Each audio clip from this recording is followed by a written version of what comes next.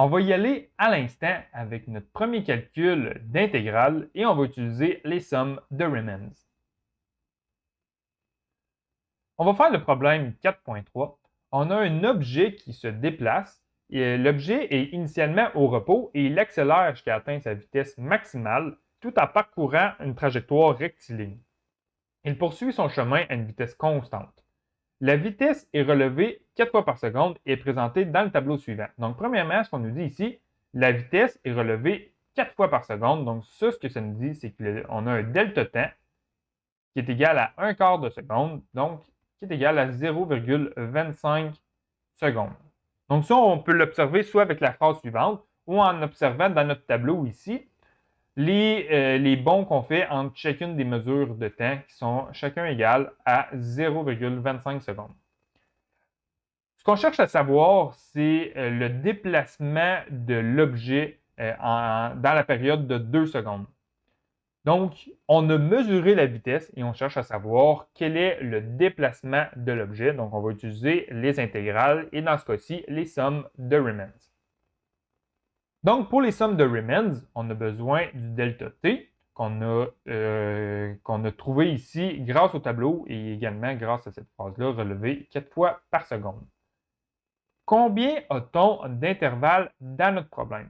Ça, on peut le calculer de deux manières. Premièrement, en calculant la différence entre nos bornes de nos mesures. Donc, on cherche le déplacement entre le temps t est égal à 0 et le temps t est égal à 2. Donc, on va faire 2 moins 0 et qu'on va diviser par notre delta temps. Donc, ça, on va faire ça divisé par 0,25.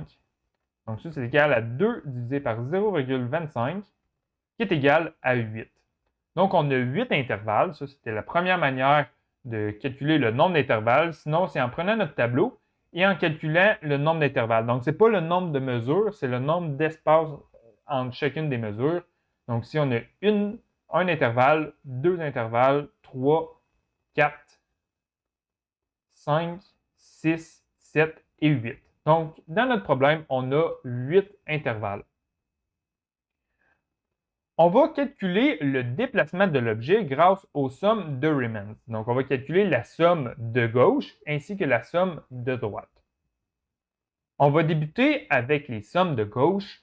On se souvient qu'avec les sommes de gauche, les mesures qu'on doit prendre, on va prendre la première mesure jusqu'à l'avant-dernière mesure. Donc, la dernière mesure, on ne la prendra pas, on va la prendre tantôt pour la somme de droite.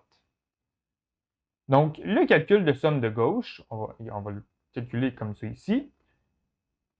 On va écrire l'aire totale comme ça. G pour gauche, et on va lui mettre un indice. L'indice qu'on va indiquer, c'est le nombre d'intervalles qu'on prend. Donc, le nombre d'intervalles, c'est égal à 8. On l'a calculé ici.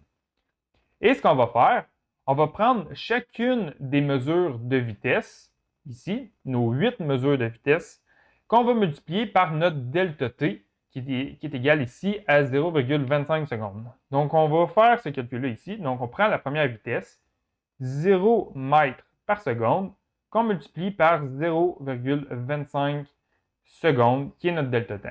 À ça, on va additionner notre deuxième vitesse, 2,2 mètres par seconde, qu'on multiplie par 0,25 secondes.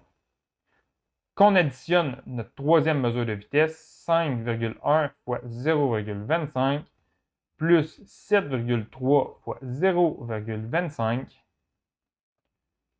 plus 8,5 fois 0,25 plus 9,1 fois 0,25 plus 9,5 fois 0,25 plus 9,5 fois 0,25 et on ne prend pas la dernière mesure. La dernière mesure va nous servir pour la somme de droite. Et ça, quand on fait ce calcul-là, on obtient 12,8 mètres. Donc ça, c'est la somme de gauche. Et ça correspond graphiquement à l'aire tracée en vert ici.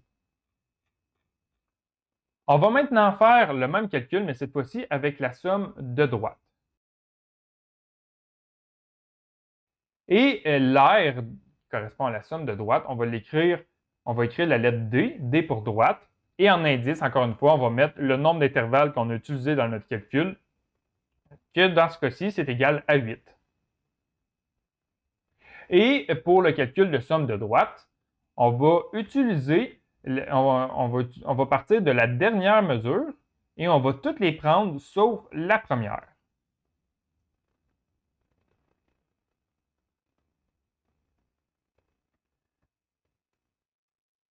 Donc, on va partir de la dernière et on va se rendre jusqu'à la deuxième donnée ici. On va prendre 2,2 mètres par seconde qu'on va multiplier par notre delta temps qui est égal à 0,25 secondes. Et ensuite, on prend la suivante. 5,1 multiplié par 0,25 et ainsi de suite.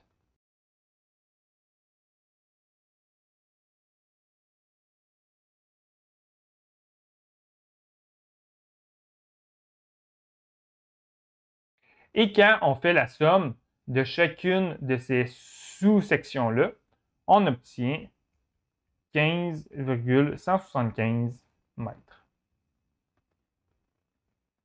Donc, le déplacement total va être situé, on sait que la somme de gauche nous donne un résultat un peu inférieur au résultat qu'on cherche, tandis que la somme de droite nous donne un résultat un peu supérieur au résultat qu'on cherche.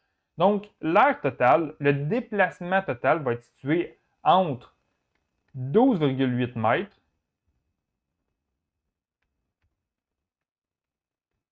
et 15,175 mètres.